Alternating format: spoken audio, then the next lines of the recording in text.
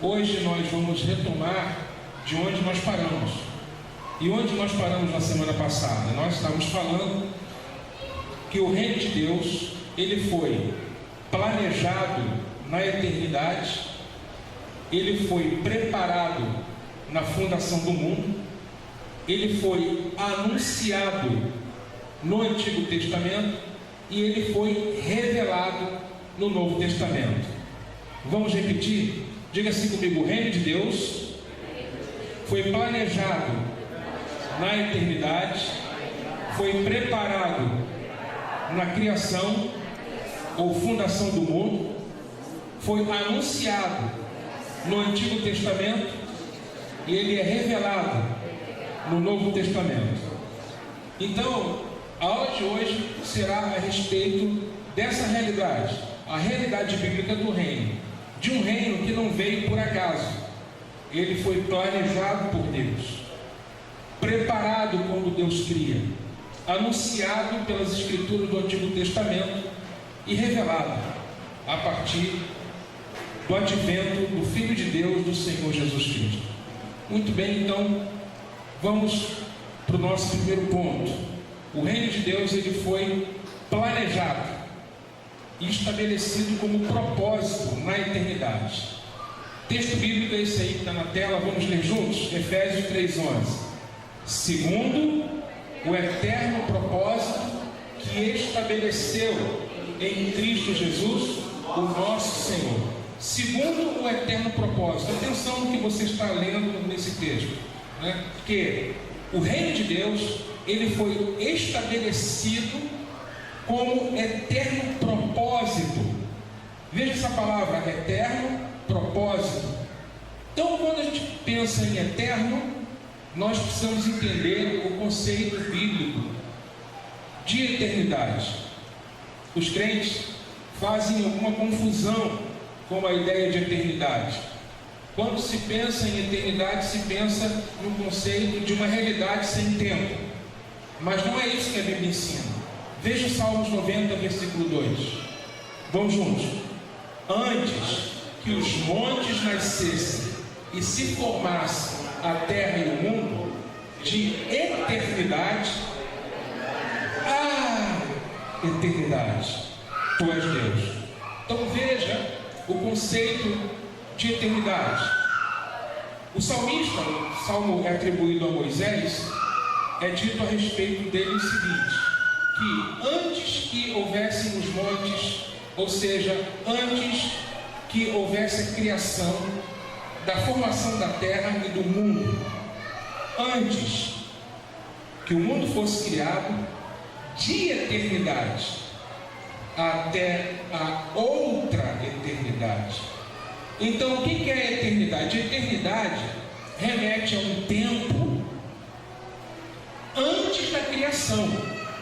Porque quando a criação começa, há uma interrupção no que chamamos de eternidade passada. Porque a eternidade passada remonta às eras incontáveis de tempos remotos, que nós não sabemos quando começou, porque não tem como se localizar o início da eternidade passada. São os incontáveis tempos que não tiveram início, mas que no exato momento em que o Senhor, ele começa a criar, e que à tarde, manhã, o primeiro dia, aí sim, a eternidade, ela há vamos dizer assim, um corte, né, no que se chama de eternidade, e o tempo passa então a ser contado. Primeiro dia, segundo dia, terceiro dia, e por aí vai, né, até chegar nos dias de hoje. Então a eternidade passada é um tempo em que o tempo não era contado e que passou a contar a partir do momento do relato da criação. Os irmãos estão entendendo? Muito bem. Então, quando o salmista ele diz que antes que os montes nascessem e se formasse a terra e o mundo, em outras palavras, antes da criação do mundo, não é? Antes, ou seja, de eternidade, antes da criação, o Senhor já era Deus. Com a criação, não é? Houve uma interrupção na contagem, de um tempo incontável e passou a ser contado. Deus continua sendo Deus. E na eternidade futura, Deus continuará sendo Deus. É por isso que Ele é aquele que era, eternidade passada, que não é? É o tempo presente, onde o espaço e o tempo foram, vamos dizer assim, conformados, né? Porque antes o tempo não era contado, mas com a criação o tempo passa a ser contado. E depois, na nova criação, quando novos céus e nova terra se manifestam na nova realidade bíblica do novo mundo recriado por Deus em Cristo Jesus, chamamos de eternidade futura, aonde o tempo novamente não será contado mais. Então, quando se fala de eternidade futura, a Bíblia fala de mundo vindouro, o século futuro, porque remete ao tempo aonde também o tempo não será mais contado. Por que não será mais contado? Porque não haverá mais necessidade de contar o tempo, não que ele deixasse de existir, mas que não nos afeta mais, porque quando se fala de eternidade, se remonta a um tempo onde o tempo não tem fim. Compreendeu? Quando a eternidade passada, o tempo não tem fim para trás. Quando a eternidade futura, o tempo não terá fim para frente. Compreenderam, meus amados? Por isso que Deus é aquele que era, que é e que há de vir. Ou seja, Deus na eternidade passada é Deus na criação de tudo e continuar sendo Deus na eternidade futura. Louvado seja o nome do Senhor por isso, porque Ele é o único que é realmente eterno, né? Irmãos, deixa eu inclusive falar algo para os amados, deixa eu pontuar algo que eu acho que é importante. Quando se fala de vida eterna, ninguém tem vida eterna a não ser Deus. Preste atenção nisso. Nem anjo, nem principado, potestade. Deus é o único que tem a imortalidade. Paulo fala isso lá em Timóteo, né? O único que possui a imortalidade e que habita em luz inacessível, tá certo? O Rei eterno e imortal, Ele é o único que tem a vida eterna, mas essa vida eterna Ele partilha com aqueles que o amam. Ele compartilha de sua natureza, porque a natureza divina é vida eterna. A natureza de Deus é vida eterna. E quando nós cremos em Cristo, estamos em Cristo, né, nos movemos em Cristo, essa vida eterna, ela é partilhada conosco. Por isso que o apóstolo Pedro disse que Deus nos fez participantes da sua natureza divina. É porque Ele partilha conosco da sua eternidade. Você fica feliz com isso? Porque é Ele que tem a vida eterna, Ele partilha dessa vida conosco. Nós estamos em Cristo Jesus. Então, esse é o conceito bíblico de eternidade. Olha lá, quando nós falamos do conceito bíblico de eternidade, precisamos remontar a esse esquema que está aí no quadro. Quando nós falamos de um conceito, veja lá, você tem as eras passadas, que remonta à eternidade que já passou. Nesse tempo chamado de eternidade passada, é antes da criação do mundo e só há Deus. Deus é o único, tá certo, que existe desde todo sempre. As religiões pagãs dizem que o universo é eterno, que ele existe desde todo sempre. Por isso que o universo é considerado Deus nas religiões pagãs, orientais, não é? A terra é vista como mãe, né? e uma mãe eterna. Mas na verdade esse não é o conceito bíblico. O universo não existe desde todo sempre. O universo foi criado. Ele passou a existir. Ainda que ele exista desde milhões de anos, mas ele passou a existir. Ele não existe desde todo sempre. Ele veio existir, como diz a palavra de Deus. Os mundos vieram a existir pela palavra de Deus. E nós entendemos isso pela fé.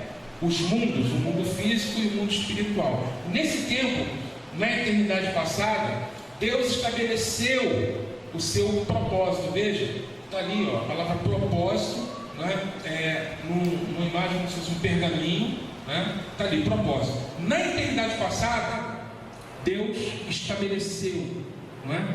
O que eu quero? Deus pensou consigo próprio, né?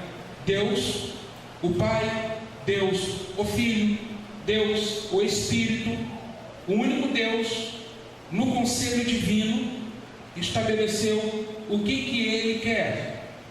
E depois Ele disse: façamos. Mas antes da criação, Ele estabeleceu o que Ele quer.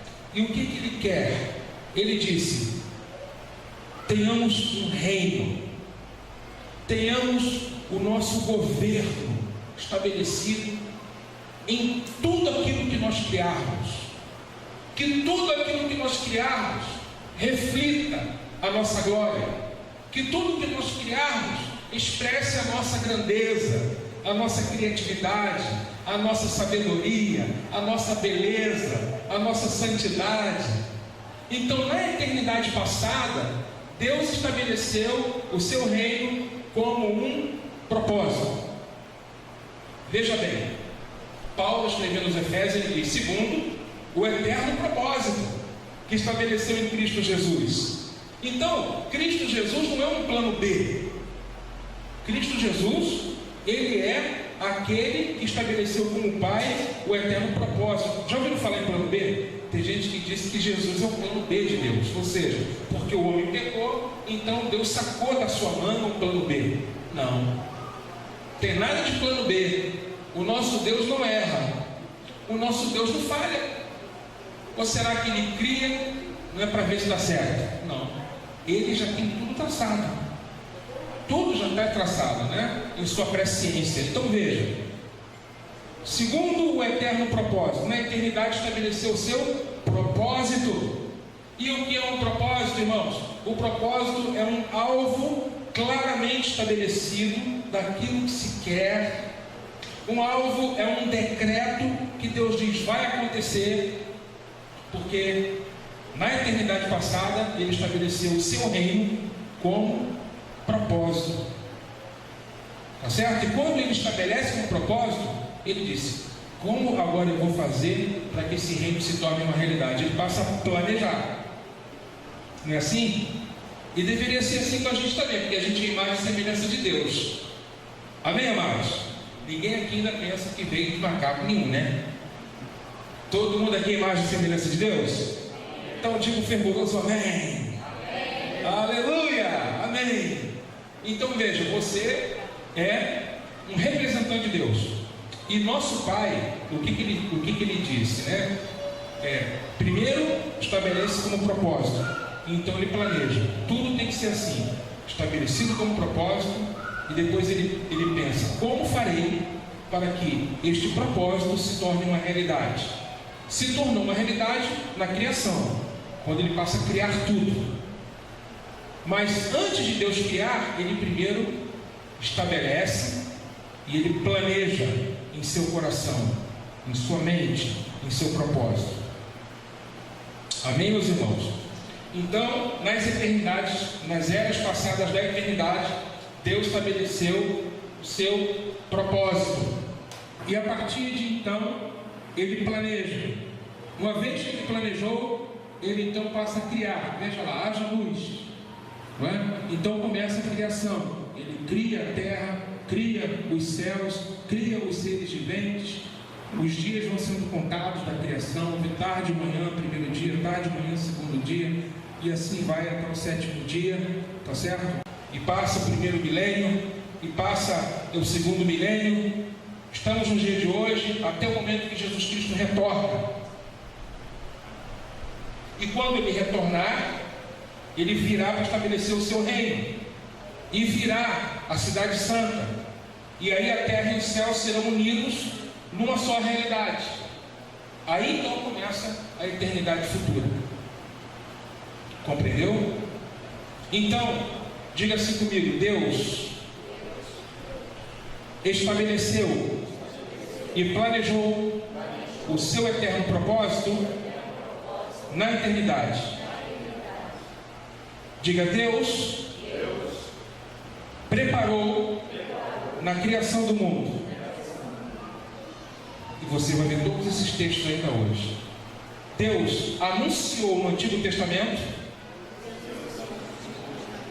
e Ele revelou no Novo Testamento.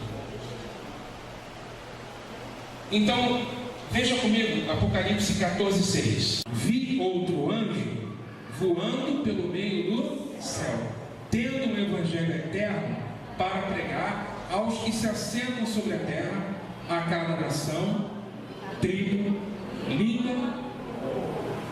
Alguma coisa que chama a atenção nesse texto? Sim, está no Apocalipse, mas ele está falando de algo eterno. Um evangelho eterno. E o que ele quer dizer com isso? Que esse evangelho, ele já foi determinado desde antes da fundação do mundo. O evangelho do reino, irmãos, o reino de Deus é propósito estabelecido antes da fundação do mundo. É por isso que o anjo, ele tem o evangelho eterno. Porque não é um evangelho que passou a existir. Pelo contrário, ele existe desde sempre. Porque Deus quis anunciar o seu reino. Porque o nosso Deus, Ele planejou, preparou, anunciou e revelou. Veja Atos, capítulo 13, versículo 32. Juntos. Nós anunciamos o evangelho da promessa feita aos nossos pais. Veja então que esse evangelho da promessa, ele foi anunciado aos nossos pais, aos patriarcas, aos nossos antepassados que viveram em Israel. Eles ouviram o evangelho da promessa, mas de uma maneira que eles ainda não podiam entender claramente. Essa promessa claramente é o reino de Deus. Veja se não é. Tiago 2,5. Ouvi, meus amados irmãos, não escolheu Deus os que para o mundo são pobres, para serem ricos em fé e herdeiros do reino que Ele prometeu aos que o amam. Então, qual é o conteúdo do Evangelho? O Evangelho da promessa. Atos diz isso. Mas qual é o conteúdo da promessa? Porque, irmãos, é importante pontuar isso. Hoje eu vejo muita confusão em nosso contexto religioso. Eu vejo o conteúdo do Evangelho ser completamente esvaziado, porque na verdade se colocam outros conteúdos dizendo ser o Evangelho, mas o Evangelho não promete vida fácil. Deus não promete que as pessoas vão ficar ricas. Deus não promete que seus problemas vão acabar. Deus promete o reino, a vida eterna, uma eternidade toda ao lado do Senhor, em um novo universo renovado, onde há justiça, paz e alegria. Então, temos que ter cuidado, porque outras mensagens estão esvaziando o conteúdo verdadeiro do Evangelho de Cristo Jesus. E eu quero deixar claro que não há diferença entre o Evangelho do Reino e o Evangelho da Graça. É outra confusão que se faz. Tem gente que pensa que o Evangelho da Graça é para os gentios e o Evangelho do Reino é para os judeus. Quantos ouviram falar nisso? Quem já ouviu falar nisso? Nunca ouviu falar nisso? Pois saiba que existe essa distinção aí, entre alguns, mas que isso não é verdade. Não há outro Evangelho. Evangelho é um só. Esse Evangelho é eterno. Esse Evangelho é o Evangelho do Reino, que tem graça. A graça está dentro da mensagem do Reino. Mas a graça não é um fim em si mesma. A graça é um meio. né? Somos salvos mediante a graça, tá certo? Pela fé. Então a fé, a graça são meios que nos transportam para o reino de Deus. Então é importante entender isso. Herdeiros do reino que Ele prometeu àqueles que o amam. Esse reino que foi planejado na eternidade, ele começa a ser preparado na fundação do mundo. É como você, por exemplo, antes de você, por exemplo, um marceneiro. Você acha que o marceneiro, ele sai pegando martelo, madeira, cola e sai fazendo os seus móveis sem primeiro planejar? Você acha que um arquiteto, um engenheiro, eles vão fazer, vão começar a construir sem antes planejar? Claro que não, né? Primeiro se passa por um projeto. É necessário que se planeje, que se coloque na prancheta, não é? A ideia de projeto, ela permanece. Então, assim, tem que ter planejamento. Se você não planeja o que você precisa, é capaz de você trazer coisas que você não precisa e você deixar de trazer coisas que você precisa. Então, o planejamento é para tudo na vida, não é? Quanto mais o nosso Deus sábio, criativo, Ele planejou tudo o que Ele queria. E aí então ele disse: eu vou preparar o meu reino. Então, de acordo com aquilo que Ele planejou, né? Ele começa a preparar o reino. Então, olha só o Gênesis 1, que lindo. No princípio, criou Deus os céus. A partir daí, o reino começa a ser preparado. Por quê? Porque o reino é o cenário. João Calvino dizia o seguinte, que a natureza, ou seja, a criação, né, os céus, a terra, o mar, as árvores, os bosques, são o cenário, o palco, onde a glória de Deus se manifesta. Calvino dizia isso, que é o palco, como se fosse um grande teatro, o teatro da glória de Deus é a criação. Bonito isso, né? Nada mais do que reverberar o Salmo 19. Os céus manifestam,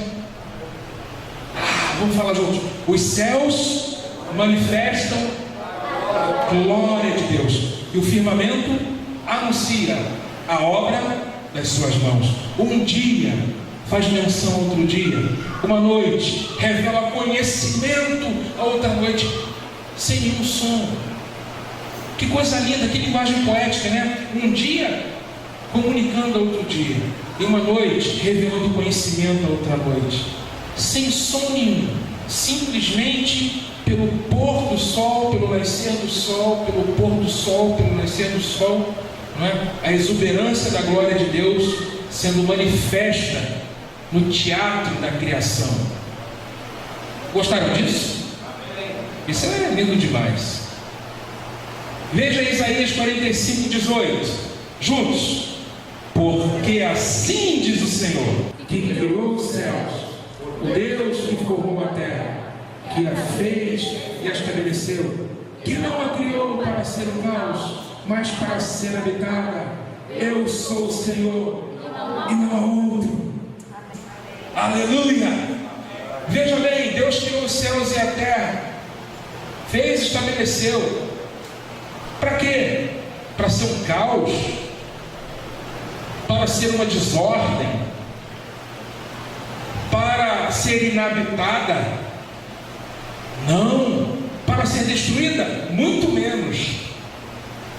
Esse texto é um texto fantástico. Mostra claramente, que Deus criou a terra com um propósito. Como é que Ele vai destruir a terra? Pergunte isso para alguém, quando alguém for dizer que Deus vai descartar a criação dele. Pergunte, tá bom, então me explique Isaías 45, 18. Deus criou o universo com um propósito muito bem estabelecido antes da fundação do mundo. E quando Ele cria, Ele começa a mostrar qual é o propósito. Preparando, irmãos, o seu reino. Porque a natureza é o palco da glória de Deus. Quando Ele diz assim, a glória do Senhor vai encher a terra, como as águas cobrem o mar. O que ele quer dizer com isso? É que a terra vai cumprir o seu propósito, vai ser cheia da glória de Deus. O conhecimento de Deus vai exalar em toda parte.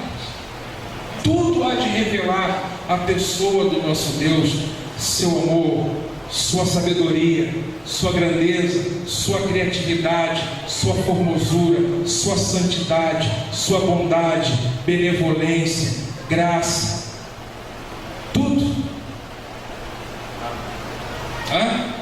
E criou a terra não para ser um caos.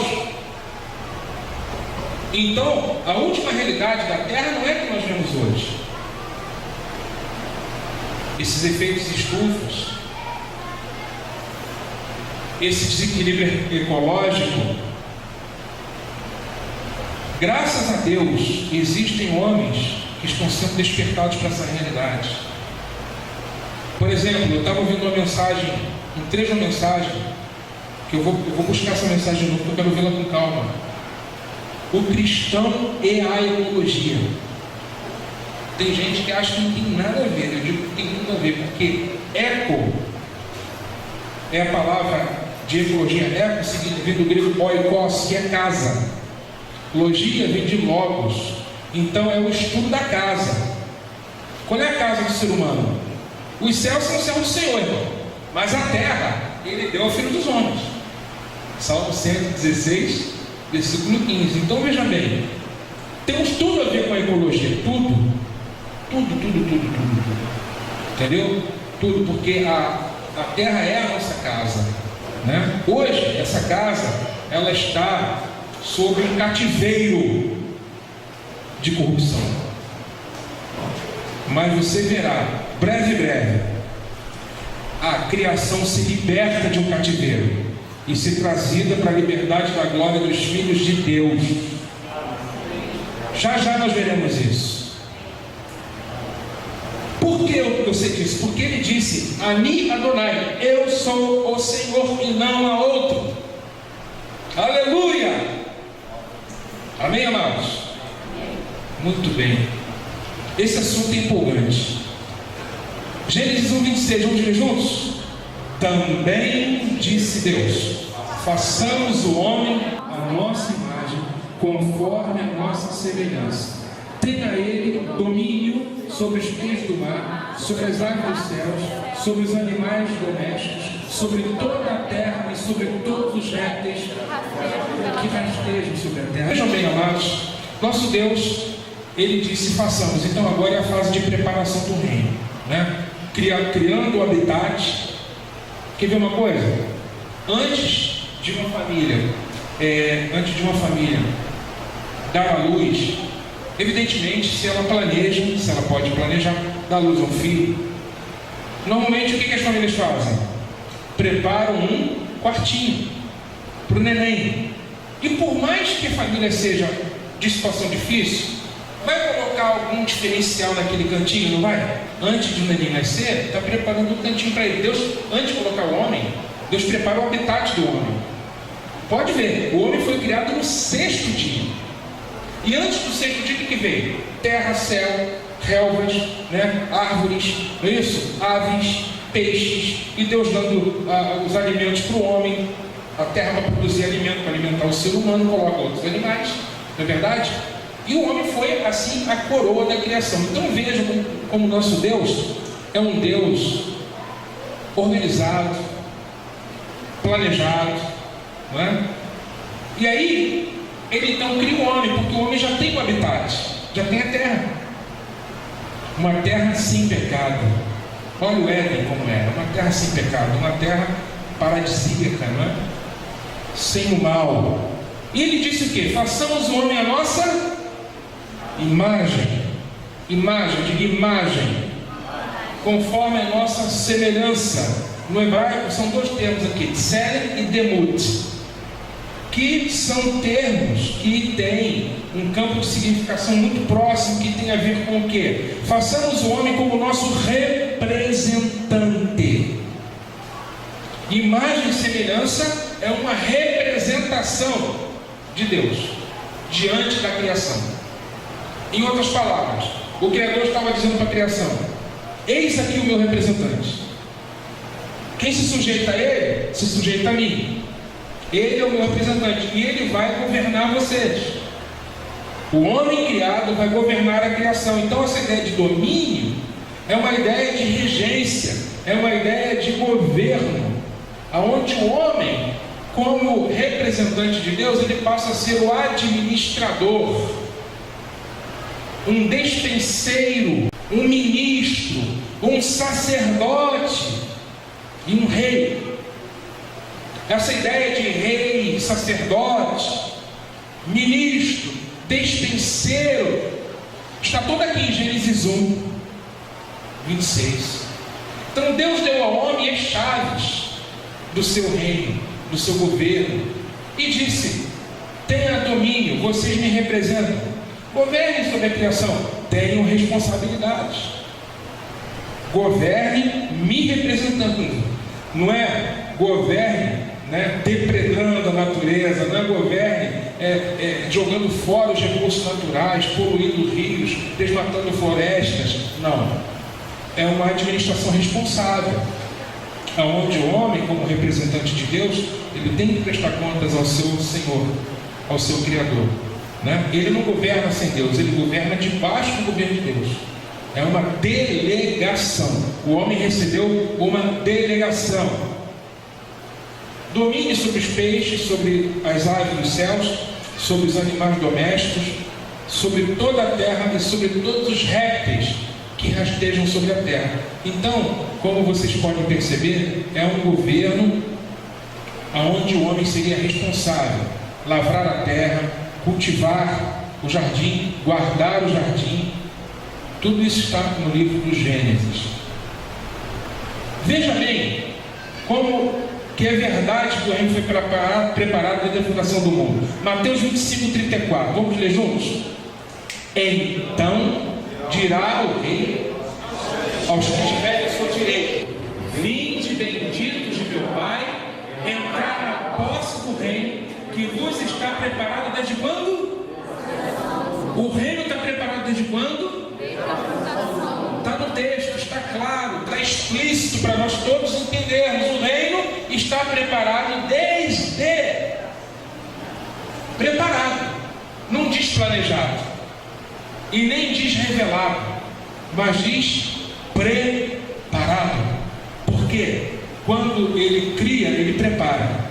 Preparou o cenário e colocou tudo conforme quis: peixes, as aves, as árvores, os répteis, os quadrúpedes, toda a criação, e por fim o homem, e deu o comando do governo, preparando desde a fundação do mundo. Então, essa palavra nós ouviremos de Cristo no dia que ele voltar. Amém. Nós ouviremos de Cristo no dia que ele voltar. Amém. Amém. O rei dirá aos que estiverem à sua direita. Veja, o rei. Se há rei, há reino. Se há rei, há reino. É isso que nós temos que entender. O rei dirá aos que estiverem à direita. Claro, os que estiverem à esquerda serão os cabritos. Apartai-vos de mim. Mas os que estiverem à direita, ele diz: vinde, benditos, entrai na posse do reino. O rei diz: o reino que está preparado desde antes da fundação do mundo. Amém, meus amados? O que temos visto até aqui? O que temos visto até aqui é que o reino, na eternidade, ele foi planejado, estabelecido como propósito, planejado, e na criação do mundo ele foi preparado. Compreende? Preparado. Quando entra o Antigo Testamento, é claro que isso vem com os livros, as escrituras, começando em Gênesis, relatando esse Deus que criou todas as coisas para o louvor da sua glória, para a glorificação do seu nome. Vai nos mostrar a história da queda, Depois que Deus criou o homem cai, o homem se afasta de Deus e mostra esse Deus nunca desistindo do ser humano. Porque o ser humano, ele exerce um papel-chave, fundamental no reino de Deus. Então é Deus buscando o homem para quê? Para voltar à comunhão. Para isso, Deus levanta os seus profetas, não é verdade? E começa a história dele com o povo de Israel, onde ele vai levantando homens aqui e ali, não é? Abel deu testemunho de que agradou a Deus. Depois você vê o Sete, não é? Que agradou a Deus. Enos agradou a Deus. Noé agradou a Deus. Abraão agradou a Deus. A partir de Abraão, por exemplo, Deus começa a levantar um povo que vai cumprir um propósito na terra, Israel. Um povo que vai tem missão de ser luz no meio dos povos. O povo que vai ser arauto do Senhor, que vai receber a lei. O povo que vai, por fim, dar a luz ao Messias, porque o Messias, o Cristo, é descendente de Israel. Esse reino passa a ser, então, anunciado. É verdade que de maneira um tanto quanto misteriosa, mas ele anuncia o que haveria de acontecer. Veja Isaías 46, versículo 10, juntos. Que desde o princípio anuncia o que há de acontecer, e desde a antiguidade as coisas que ainda não sucederam, que diga: o meu conselho permanecerá de pé, farei toda a minha vontade. Quem pode dar glória a Deus? Esse Deus soberano e todo-poderoso. Desde o princípio anuncia o que há de ser. Ele anuncia aquilo que ele quis, estabeleceu como propósito desde antes da fundação do mundo. Aquilo que ele estabeleceu como propósito e como conselho desde antes da fundação do mundo, mas desde a criação ele passa a anunciar o que vai acontecer. Anuncia. Você vê textos em Gênesis, textos no Êxodo, Deus falando o que vai fazer, mas há ali elementos enigmáticos, há ali elementos que não se pode compreender claramente, porque não era o tempo. Por exemplo, quando o profeta Natã diz para o rei Davi: um filho que te há de nascer, ele vai me edificar uma casa. Davi pensou em quem? Em Jesus? Não. Davi não pensou em Jesus. Davi pensou em Salomão. A palavra está sendo dada e os homens estão compreendendo até onde eles podem compreender. Compreende? Mas o Espírito de Cristo se movendo nos profetas, anunciando desde o início. Então, queridos, no Antigo Testamento, por exemplo, tudo aquilo que Deus deu, aí a gente precisa entender isso claramente, porque nossa igreja é uma igreja que faz uma leitura com o espírito de revelação das Escrituras, entendendo, por exemplo, no Antigo Testamento, que os sábados que Deus estabelecia como um tempo de descanso, esses sábados apontam para um descanso que o povo de Deus haverá de ter, que é o reino. Quando se fala da festa dos tabernáculos, de uma habitação em cabanas, isso nos reporta também ao reino que haveria de acontecer. Quando fala, por exemplo, do Pentecostes, isso nos fala a respeito do Espírito que haveríamos de receber. Portanto, nós temos que compreender que o Antigo Testamento, ele trabalha nos mostrando as sombras. O que são as sombras? A sombra não é a imagem exata das coisas. Por exemplo, existe alguma sombra por causa da luz. Então a luz bate no objeto e projeta uma sombra. Aquela sombra não é o objeto real, é uma projeção. É assim que é o Antigo Testamento. São sombras. Mas a imagem exata das coisas haveriam de ser reveladas no Novo Testamento. Então, o tabernáculo do deserto, o templo de Salomão, o sacerdócio levítico, a monarquia de Israel, o reino de Israel, o rei, sua corte, o povo, tudo isso chegava e anunciava de maneira enigmática as coisas reais que haveriam de acontecer. O cordeiro imolado no altar. O cordeiro representava, tipificava o Cristo, o Filho que haveria de sofrer pelos pecados dos homens. Então, é por isso que está escrito, desde o princípio anuncio o que vai acontecer. Mas esse anúncio não é um anúncio tão claro.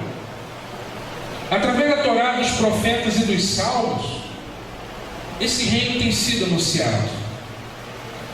Veja, por exemplo, Gênesis 3,15, na Torá, na lei: porém, inimizade entre ti e a mulher, entre a tua descendência e o seu descendente.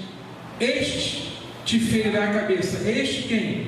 O descendente da mulher. Ferirá a cabeça de quem? Da serpente. E tu lhe ferirás o calcanhar. Nesse jogo de palavras, os teólogos chamam de proto-evangelho. O que é o proto-evangelho? O evangelho primordial. O evangelho anunciado já está ali, é um proto-evangelho. É o evangelho já em semente. A semente do evangelho já estava ali. Por quê? Ainda que a mulher tivesse pecado e levado o pecado ao homem, a tentação ao homem, através do fruto, essa mulher haveria de ser redimida. Mulheres de aleluia. As mulheres se redimiram porque através também de uma mulher nasceu o descendente que iria acabar com o reino da serpente. Isso é proto-evangelho, isso é um anúncio enigmático. Eu fico me perguntando, será que Eva entendeu? Bom, eu pequei, mas um descendente meu que virá através de uma mulher, o nome dele é Jesus de Nazaré. Será que Eva entendeu isso? Claro que não.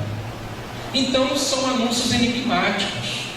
Mas o reino está anunciado aqui. Está ou não está? Está. O grande rei nasceria de uma mulher. Agora mais uma observação. Ferida no calcanhar, ela é facilmente recuperável.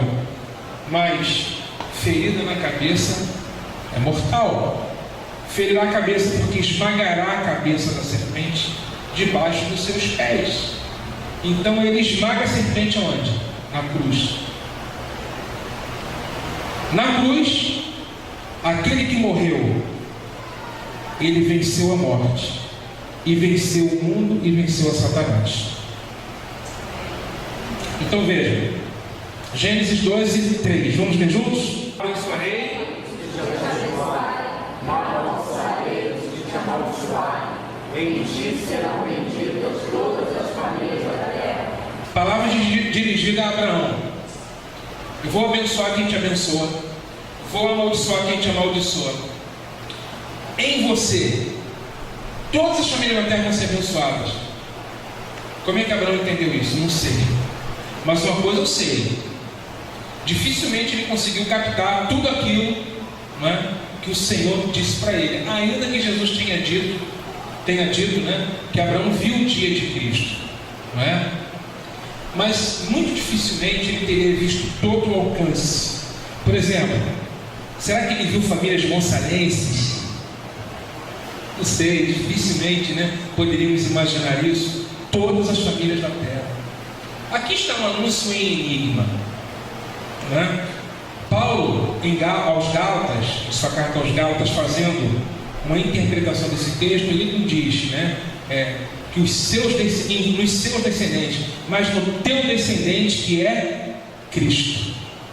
Então as famílias da terra serão abençoadas através de um descendente particular, e esse descendente é Cristo. Mas essa já é uma leitura sobre a revelação do Novo Testamento, sobre a luz do Messias, coisa que Abraão não poderia ter tido naquele tempo, porque a revelação de Deus, fala essa palavrinha comigo, é progressiva. Diga progressiva.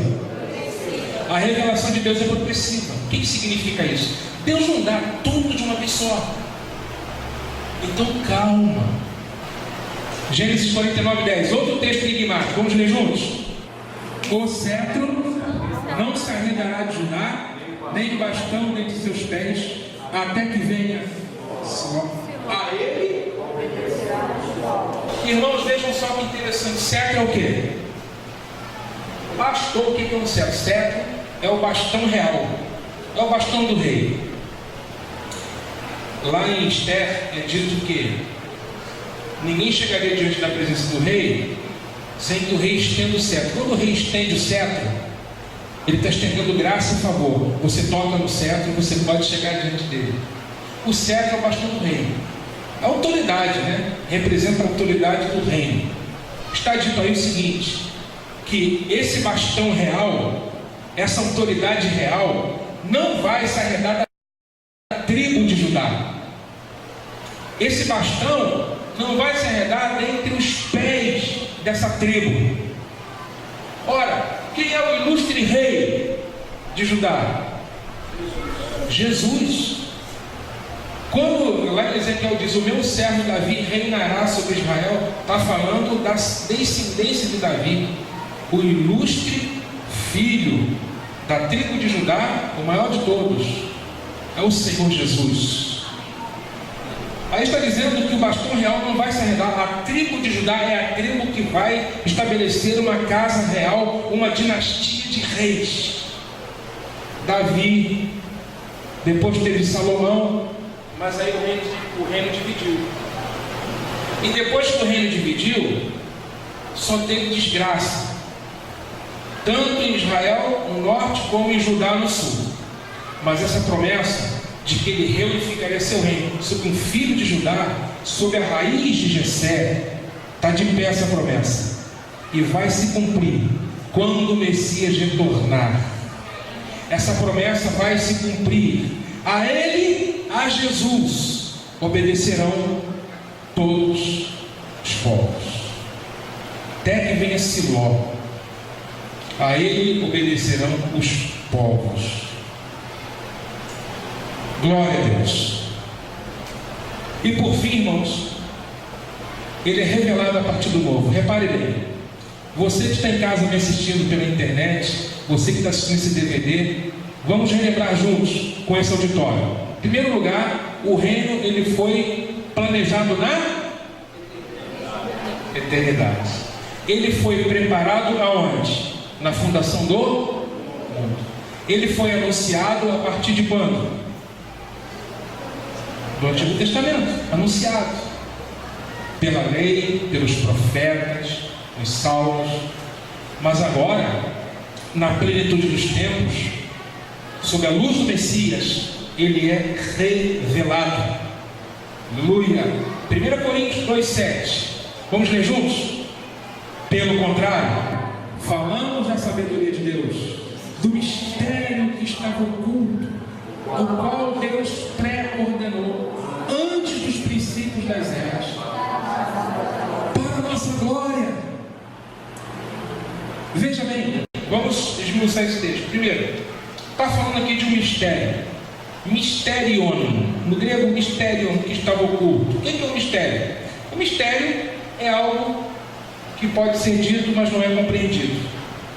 Pode estar escrito, mas que não é compreendido. Tem algo de enigmático no mistério. E como tem crente que gosta de mistério, né? Só que o mistério que eu estou falando ficou guardado só no Antigo Testamento, irmão. O povo de Deus na Nova Aliança não pode ser o povo do mistério. Tem que ser o povo da revelação. Porque mistério é onde está a sombra. O mistério é onde está a falta do entendimento. Isso já passou. O novo dia para nós que estamos na Nova Aliança já chegou. Cristo Jesus veio a esse mundo, chegou a revelação de Deus. Então, o mistério que estava oculto, o qual, irmãos, preste atenção, o qual Deus o quê? Pré-ordenou. O que é pré-ordenar? É ordenar previamente. E quando que Deus ordenou? Antes da fundação do mundo, antes dos princípios das eras. Então diga assim comigo, antes do princípio das eras, irmãos, no tempo em que o tempo não era contado na eternidade passada, antes dos princípios das eras, Deus, ele teve um propósito. Ele estabeleceu um propósito, planejou um propósito, ordenou esse propósito. Portanto, pré-ordenou antes da fundação do mundo. E qual é o propósito desse mistério que foi pré-ordenado? Para a nossa glória. Para a nossa glória. Porque dentro do propósito de Deus, há glória para nós também. Há muita glória. E a nossa glória não é a glória separada da glória de Deus. A nossa glória é a própria glória de Deus que vai encher a nossa vida. Isso é pouca coisa, é muita coisa. Eu quero que você sonhe com o reino de Deus, que você vá para casa tendo o teu coração, que é uma boa terra, cheio dessa semente boa, e você dormir sonhando com tudo isso, imaginando, buscando, orando, para que venha isso, para que se manifeste entre nós o reino de Deus. Jesus ensinou e pregou as boas novas do reino, e é para isso que ele veio, querido. Ele veio para trazer o reino, viu? Jesus não veio para outro motivo, não. Tem gente que pensa, aí eu digo, então não é Jesus de Nazaré, é um outro Jesus, não é? O Jesus fabricado na sociedade de consumo capitalista. Esse Jesus é outro, né? Um Jesus fabricado pela sociedade de consumo. O Jesus bíblico, o Filho de Deus, o Verbo, a palavra de Deus, que se manifestou em carne, veio trazer o reino. Mateus 4,17. Vamos ler juntos? Daí por diante, passou Jesus a pregar e a dizer: arrependei-vos, porque está próximo o reino dos céus. Vejam, já expliquei para os irmãos. Onde é reino dos céus em Mateus, será reino de Deus em Marcos e Lucas. E já expliquei que aparece reino dos céus em Mateus, por causa desse selo, dessa comunidade judaica, porque Mateus foi um evangelho direcionado aos judeus, e por isso usa recorrentemente a expressão reino dos céus. Jesus passou a pregar e a dizer: a mensagem de Jesus era o arrependimento. Os homens voltarem-se para Deus, os homens ajustarem as suas vidas em conformidade com a vontade de Deus, por uma razão: porque o reino está próximo. Então, por que a gente ouve a mensagem? Porque o reino está próximo. Por que a gente é desafiado a viver uma vida de maior santidade, de maior intimidade com Deus? Porque o reino está próximo. O conteúdo da pregação visa o reino, nos direcionar. A sua vida é direcionada ao reino quando você ouve a palavra de Deus e você se quebranta e você deixa ela trabalhar na sua vida. Você está sendo redirecionado para o reino de Deus. Mateus 4,17. Juntos, bem forte. Percorria Jesus toda a Galiléia, ensinando nas sinagogas, pregando o evangelho do reino, curando toda sorte de doenças e enfermidade entre o povo. Que lindo! Jesus ensinava, Jesus pregava o quê? Evangelho do reino. Aí que está a questão, irmãos. Esse é o evangelho que Jesus pregou, que Jesus ensinou, que traz a boa notícia do que nos aguarda, que é o reino de Deus. Então ele não se ocupou com outra pregação. É bom você começar a atentar para isso.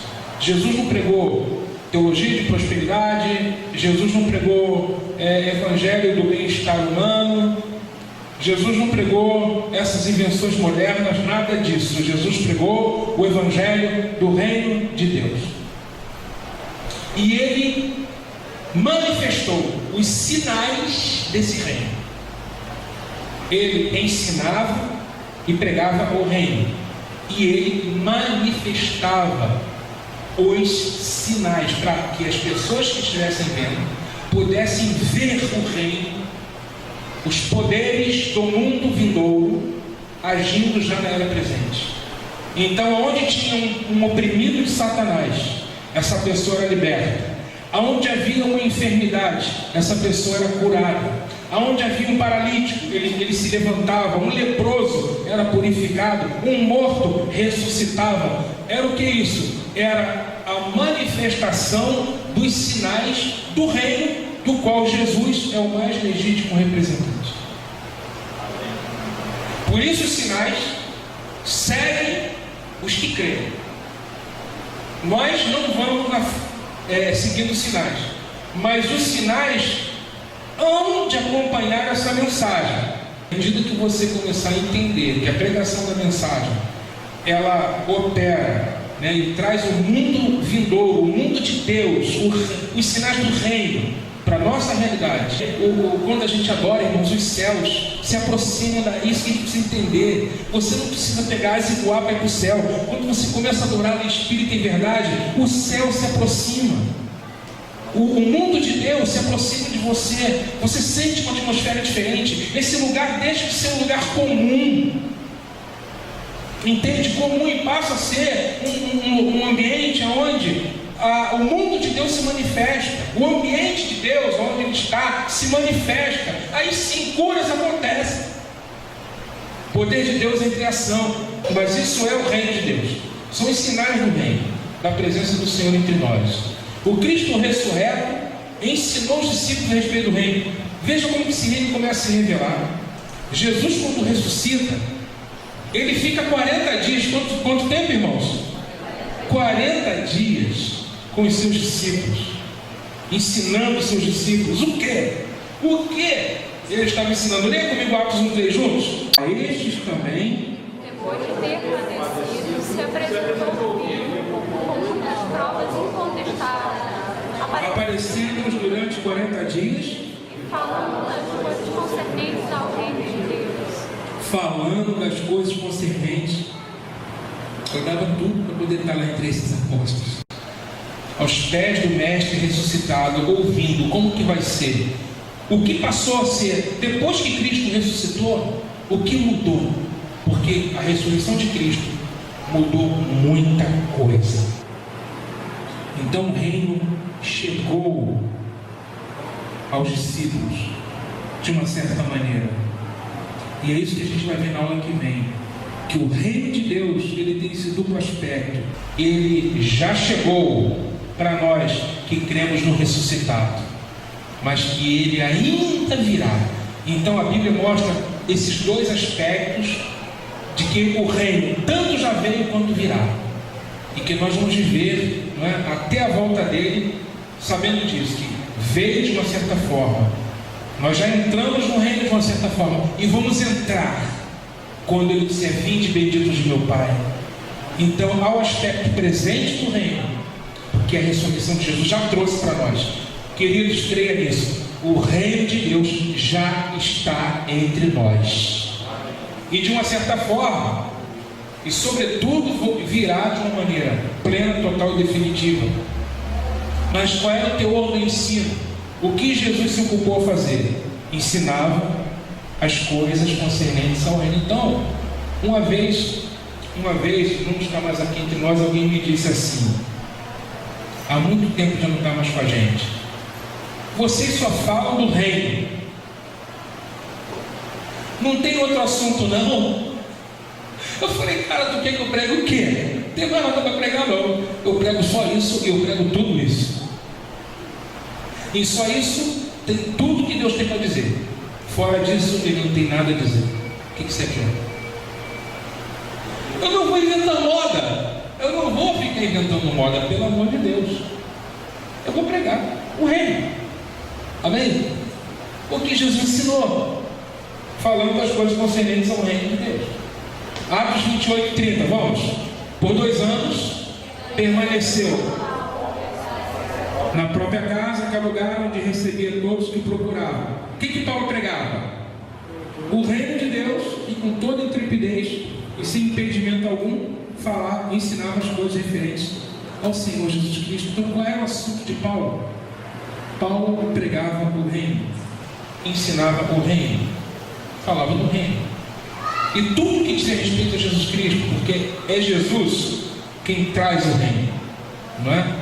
É Ele que é a porta, é Ele que é o caminho, é Ele que é essa verdade, é Jesus. Aleluia.